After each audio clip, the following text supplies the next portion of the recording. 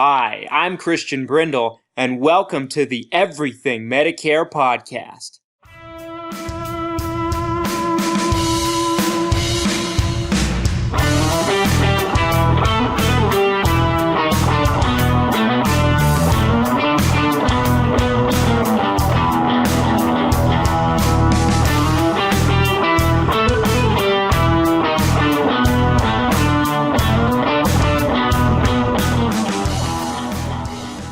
What's up, Everything Medicare Podcast Nation? This is Christian Brindle. Hope you had a great Christmas and holiday season, whatever you celebrate, however you are, and wherever you might be listening to us today. This is episode 136, you guys, and I am so excited, folks. This is the last podcast episode we will be doing in 2019 because the first of the year, the first of the next decade is on Wednesday.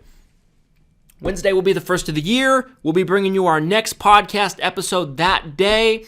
And thank you so much for tuning in. Thank you so much for listening and supporting. If you're not familiar with this podcast, my name is Christian Brindle.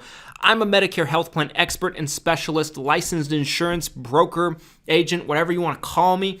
And I run a company called Christian Brindle Insurance Services just outside of Salt Lake City, Utah, where we work with people of all different shapes, sizes, situations on their Medicare health plan. We took the last 2 weeks off due to Christmas. And the reason why we did that, folks, is we delivered 3 podcast episodes all throughout the annual election period, which is basically the Medicare open enrollment period that goes from October 15th through December 7th. And I, for one, was very, very dedicated to making sure that we were doing that and that we were making sure that there wasn't any problems, that we were able to bring you content and bring it to you in a way that didn't interrupt your regular schedule that we were bringing you content. Now, for those of you who don't know, the annual election period is basically like our tax season. If we were a tax office, that's our tax season. We're incredibly busy. It's basically the 2.5 month window where everybody can make their changes on their plans if you have Medicare Advantage plan or a Part D prescription drug plan. It's chaos. It's craziness. The plans change each and every year, in and out, up and down, back and forth. But we made sure that we were able to bring you 3 episodes a week. So I decided that we needed a break. I needed a break, and the staff was off for the most part. And the office was pretty empty. So we made sure that we just took a couple weeks off to recharge and rejuvenate. And so I hope you had a wonderful Christmas holiday season. And thank you so much for being patient with us. And we are back with our regularly scheduled program. I'm really, really excited for what 2020 has to offer. We have some great interviews lined up to start the year off with a bang. I'm really, really excited about it, and I think we're going to reach and help a lot of people in 2020. I wanted to talk with you folks about something that I thought was very interesting, but also very important. I'm working on my book, The Insurance Funnel, which will be my 3rd book about insurance, my 5th book total. And the insurance funnel is something, and I know, I can already hear people saying, you said it would be done by the end of the year. I'm sorry, this is a big project. It's going to take me a little bit longer. Give me a break. Give me some patience. It will come. But one thing I talk about a lot in that book, you guys, is that insurance is a needs-based purchase. It's not something that there's a one-size-fits-all for everything because, and I've harped this until it's just been beat over the head. It's a dead horse at this point that I'm beating. But insurance, not just Medicare, but insurance in general, is a needs-based approach. Are you driving a crappy car or is your car a sports car? That will determine what kind of car insurance you need to get. Do you have a ton of debt leaving behind to your spouse, to your family? That'll determine what kind of life insurance that you should get. Are you healthy? Are you not healthy? Do you take 1 million prescriptions? Do you take 2? That will determine what kind of health insurance you probably need to get and how much you should pay on premiums. Are you incredibly healthy, but you prefer just to have the best health insurance just in case? There's a lot of different variables. Everybody's different. Everybody has different needs, preferences. Not everybody needs the same thing when it comes to their insurance.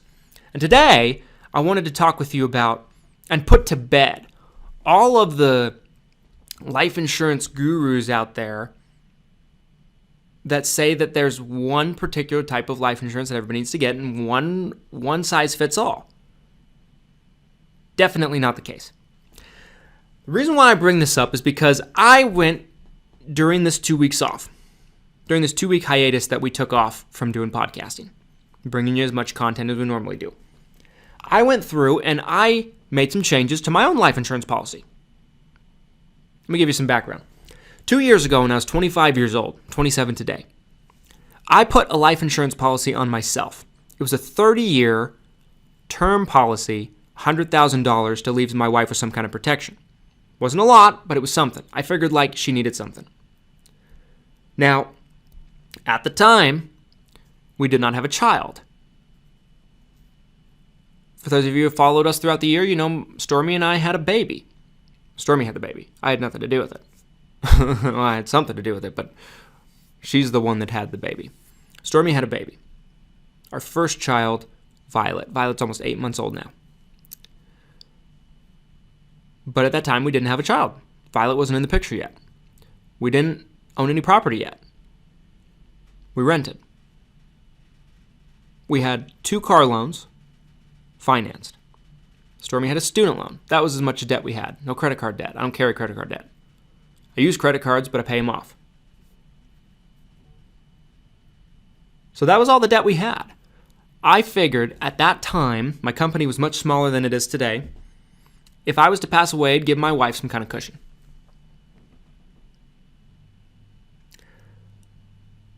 We're in a totally different place going into 2020, you guys. Christian Brindle Insurance Services, my organization, is much larger than it was 2 years ago. In 2020, Christian Brindle Insurance Services is a much larger company than it was exiting 2017 into 2018 when the policy was purchased. So, as our needs change, the insurance must be changed and adjusted accordingly to fit the needs that we have. So what did I do? I decided to scrap my $100,000 policy, but not until I picked up a different policy with a different insurance company for a much larger amount. This is a 20-year, $1 million policy. Now, what was my thought process for that? Well, we have a little girl now. She's 8 months old almost. We now, at the end of last year, at the end of 2018, we bought a house, which at this point, as I speak to you, has a little bit over $240,000 of principal left on it.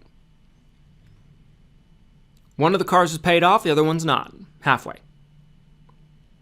Still have the student loan. But if anything were to happen to me, do you think I'm leaving behind more financial expenses and responsibilities to my wife than I did 2 years ago? You better believe it. With this new life insurance policy, and I'm going somewhere with this, so stay patient. With this new life insurance policy, folks, that I picked up, this will protect my wife and my daughter no matter what happens to me. Now, don't get me wrong, I'm not planning on going anywhere. Don't worry. I'm healthy as a horse. My life insurance exam showed me that. I'm perfectly healthy. I have no intention of going anywhere.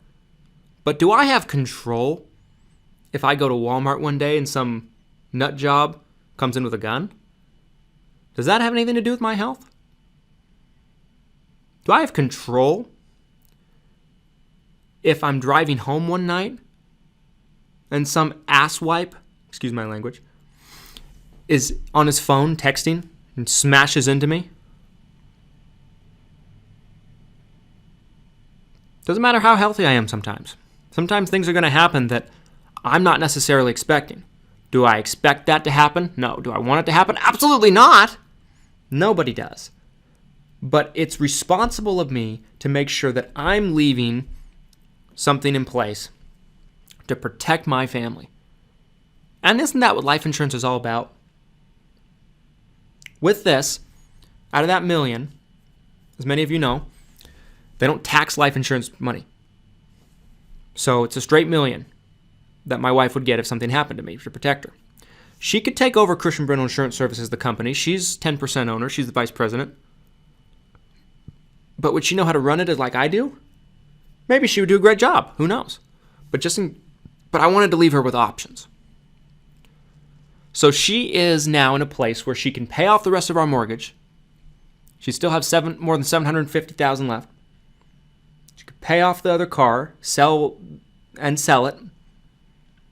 She could pay off her student loan, and she'd be completely debt-free, and she'd have a lot of money left over that she could do whatever she feels necessary to make sure that she's protecting and taking care of our daughter.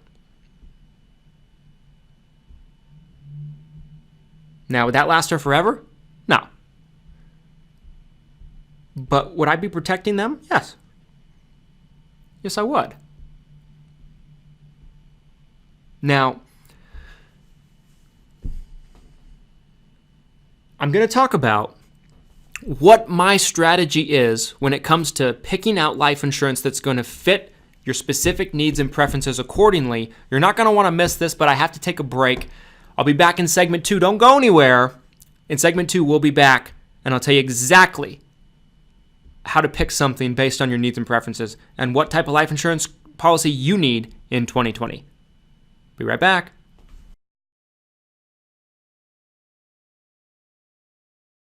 Welcome back, everybody. This is Christian Brindle. Thank you so much for sticking with us. This is episode 136 of the Everything Medicare Podcast and our last podcast episode going into the end of 2019.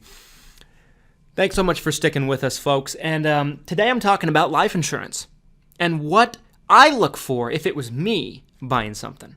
Not what I think you should do, but what I would do for myself and for my family. So let's digest a little bit what we talked about in segment 1. I went from a $100,000 term policy for 30 years.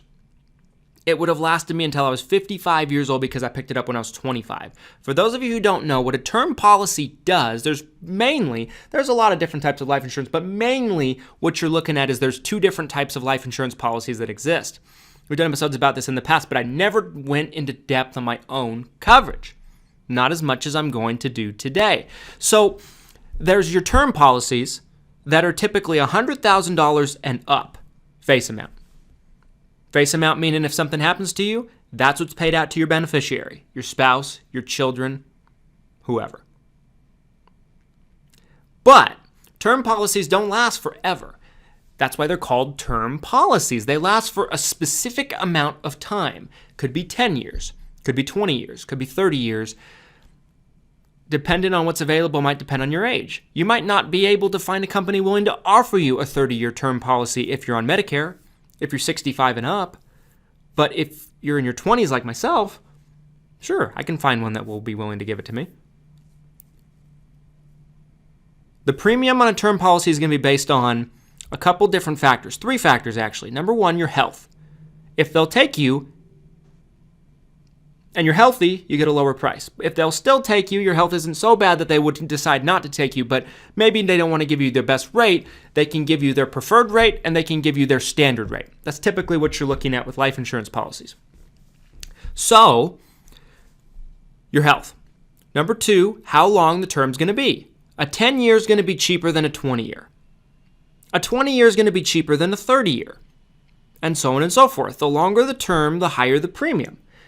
Simply put, however, the insurance company determines that the insurance company is trying to play the odds. So the insurance company says, we have a lower chance of having to pay out a claim on Christian, let's say, on me, if we're covering him for 10 years than if we're covering him for 30. So it would have been cheaper for me to get a 10-year than a 20, but it would have been more expensive to get a 30-year than a 20. As long as your term is going to determine the price, number 2. Number 3, how much face amount, of course, obviously, right? $1 million is going to be more expensive than $100,000, clearly. So why did I decide to make this upgrade? Well, I think it's pretty clear. My wife and I have more debts now than we did before. We have a child, more responsibilities than we had before. I want to make sure that they are protected. Because let's say my wife can't handle running Christian Brindle Insurance Services. She can't keep it going. Or let's say a lot of you that are clients of mine don't want to work with her. You wanted to work with me. You didn't want to work with her. It's very realistic, right? You didn't sign up to work with her. You signed up to work with me. Whatever the case might be, let's say for some reason she has trouble running the company. The company goes out of business. Now, don't get me wrong. Like, this company will never go out of business as long as I'm breathing. Because I'm dedicated. But this is Christian Brindle Insurance Services, not Stormy Brindle Insurance Services. Right? No matter what happens, I want my family to be protected. There's more debt I'm leaving them behind if I was to croak today, point blank, than 2 years ago. So I determined it was necessary to leave more behind. Like I said in segment 1, as the needs change, you adjust your policies accordingly. And that's what you should be looking at. The other type of life insurance that exists is whole life insurance, typically referred to as final expense. Final expense insurance, whole life insurance, basically, as you might have guessed from its name, it lasts for your whole life. It's very common that from whatever age you get it at, it will last until either you pass on or if you reach age 100, whichever one comes first. If you are still alive at age 100, it's very common for whole life insurance to just pay you out the death benefit directly. So let's say I put $10,000 on myself and I reach age 100. Let's say I just kick butt and I take care of myself and I just am healthy as a horse and I reach age 100. Instead of paying out my beneficiary, they'd pay me the $10,000 and close out the policy. So as long as you keep the whole life, you're guaranteed to get the money paid out. But typically it's a lower face amount. Let me explain. You're typically looking at $40,000 and under, maybe $50,000 and under for final expense policies. You're not going to get $1 million whole life plan. They're looking at smaller amounts. They call them final expense policies because they're designed to cover your quote-unquote final expenses. Your funeral costs, a coffin, cremation, that kind of stuff. The average funeral is anywhere between $8,000 to $15,000 depending on what they do. So, a $20,000 policy designed to cover someone's final expenses. So that way your children, let's say, don't have to pay for it. Or your family members or whatever the case might be. I shared this after my daughter was born. I have a final expense policy on her. Why? Because final expense insurance, whole life insurance, is basically the price is whatever it is at the age you buy it at. And obviously the younger you get it, the cheaper it is. So I got it for pennies on the dollar, basically, if you will. Because I got it when she was 2 weeks old. It's $10,000. I pay $3 a month for it in premium. $4 a month, something like that. Now, with whole life insurance, the price will never go up. The price is level. It will never go up. Term policies never go up during the term. Once you get to the end of the term, so for me, for example, my $1 million policy is 20 years. It'll be that way. The price will be level. I'm paying $36 a month for $1 million, 20 years. It'll stay that price. It cannot go up until the 20 years is up. So basically when I'm 47. When I'm 47, that price typically will go up 10 times what it is, what it was before. So if it was $36 a month, it wouldn't surprise me if it went up to $360 a month, and it would raise every year after that. Because a term policy says at the end of the term, we can do whatever we want to your price. We can jerk you around. It's not uncommon for people to drop them after the term is up. So what are the advantages and disadvantages of term insurance and whole life insurance? Well, the advantages of term insurance, obviously, is you have a higher death benefit, a lot more protection. Typically, the premiums are pretty close to what a whole life policy would be. Whole life might be relatively cheaper, but it wouldn't surprise me if me paying $36 a month for $1 million 20 years would be relatively close in price to a $25,000 whole life policy. Now with whole life, I'm never losing it, But if I picked up a $25,000 whole life policy, and let's say I live to be 80 or 90, do you think I'm going to pay more in premium than they would even pay me out? Chances are I would. So what do you need to look for when you're trying to pick a policy? Number one, you got to look at how old you are right now. Number one. And have an honest conversation with yourself. It's not something that any of us want to do. I understand it. But have an honest conversation with yourself. How long will I be around? If you had to guess, let's say you took a guess, and if you guessed correctly, you'd get $1 million. What would your guess be? Back against the wall. Do you think you'll only be around another 10 years?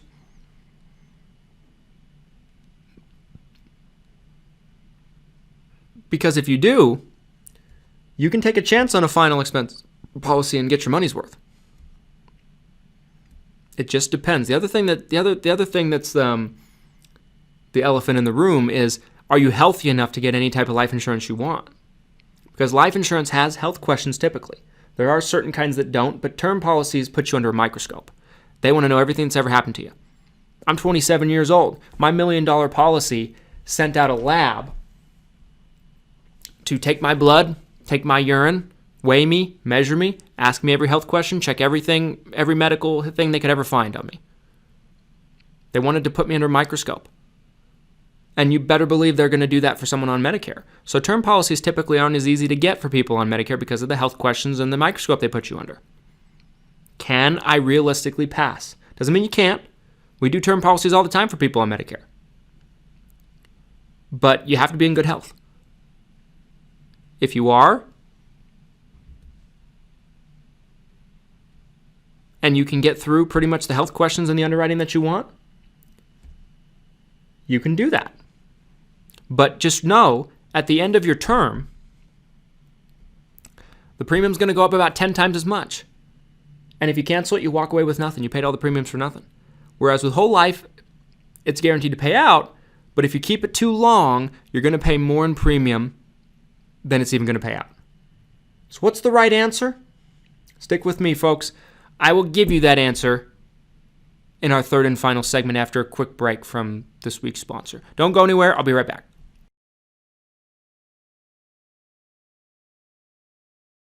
Welcome back, everybody. Thanks so much for sticking with me all the way to the end to our third and final segment of this week's Everything Medicare Podcast. Okay, so what's the secret? You need to sit down and take 3 things into consideration when it comes to picking your life insurance policy. I talked about one of them in segment 2, and that is, how long do you think you're going to be around?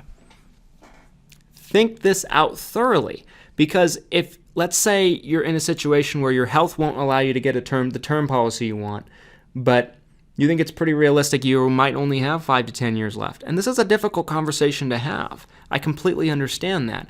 But a whole life policy, a final expense policy at that point would be better than having nothing. You're leaving some kind of protection behind to your family. How much time do you have left? That's number 1. Number 2, how much protection does your family need? Do you have a mortgage like I do? Do you have an infant daughter like I do? Most of you probably don't, because of the age demographic, but this is advice you can pass on to your kids. Maybe you have grown grandkids. What kind of responsibilities are you leaving behind if you were to exit? Number 2. Number 3, what can your health allow you to get? Be realistic about this. What can your health allow you to get?